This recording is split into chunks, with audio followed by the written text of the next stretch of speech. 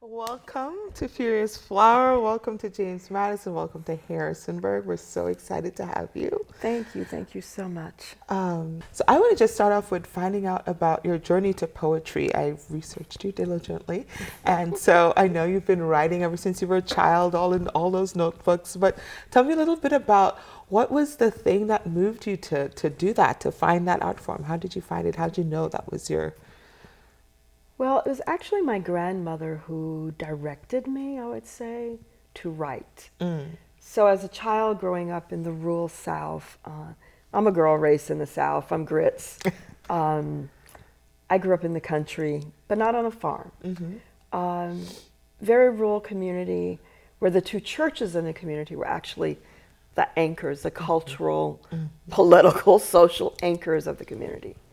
And I was fascinated by story and the story of the stories of the people around me, the story of the stories that only a rural South uh, can call their own. Mm-hmm. So,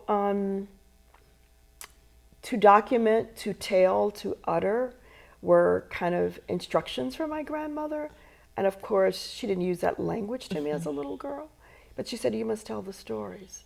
So I started writing as a little girl in church. I was bored, I was fidgety, I was nosy.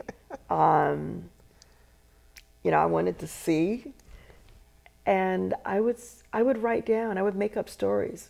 Before I even knew how to write, I thought I was writing, and I would write stories about the women's hats. I would write stories about the sermon. I would, look around the church, and I grew up around people who, in a community that had a lot of nicknames, Mm. and every nickname had a story. Mm-hmm. So I was fascinated with these characters around me.